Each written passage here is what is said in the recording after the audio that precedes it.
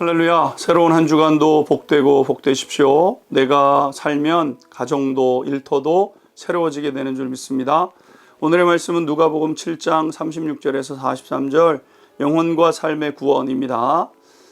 예수님은 우리에게 정말 중요한 소식, 영원한 세계에 대해서 알려주시고 그 세계에 대해서 어떻게 창조주 하나님의 백성으로 살게 될지를 알려주셨습니다.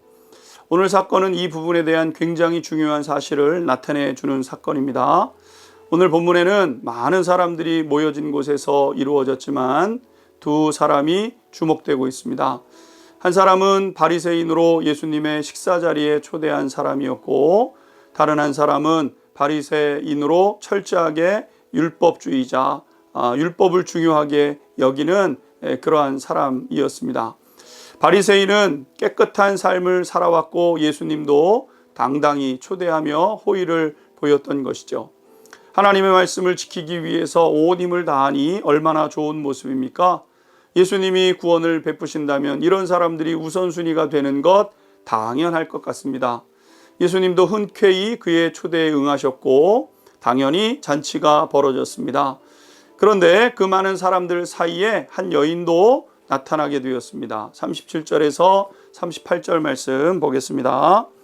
그 동네에 죄를 지은 한 여자가 있어 예수께서 바리새인의 집에 들어가 앉아 계심을 알고 향유 담은 옥합을 가지고 와서 예수의 뒤로 그 발 곁에 서서 울며 눈물로 그 발을 적시고 자기 머리털로 닦고 그 발에 입 맞추고 향유를 부으니.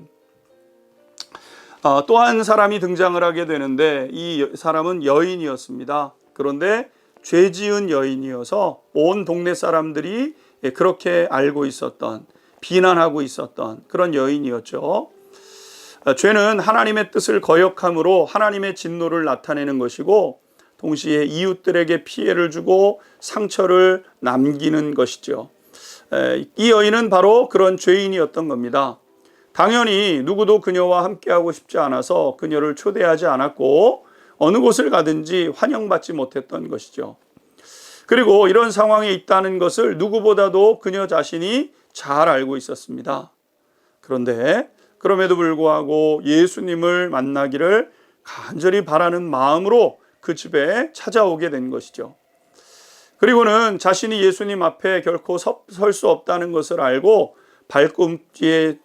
예수님의 발 뒤꿈치에 엎드려 눈물로 발을 적시고 머리카락으로 발을 닦고 그 다음에 향유를 붓게 되었다는 겁니다.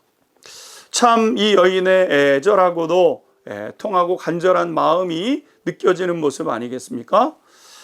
그런데 문제는 그 다음에 일어나게 되었다는 겁니다.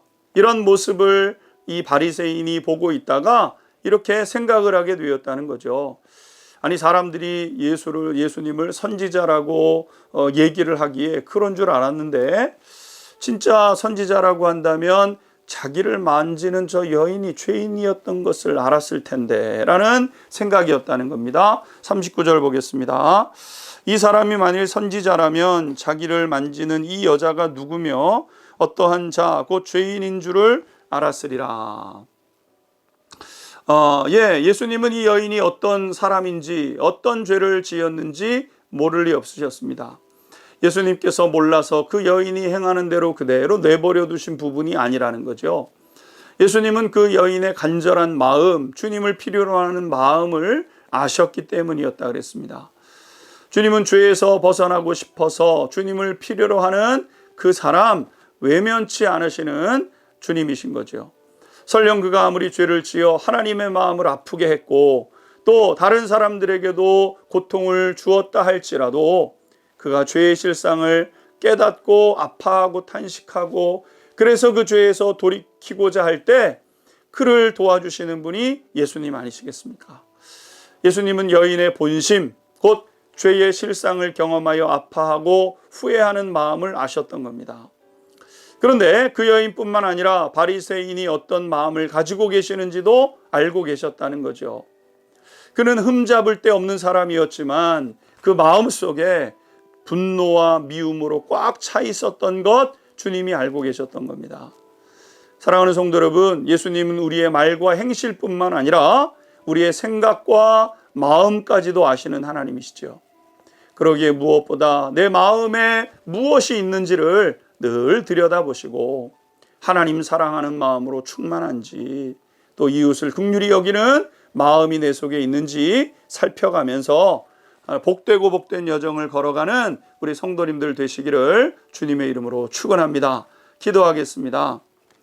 주님, 제 마음 속에 있는 것들 한번 살펴보게 됩니다.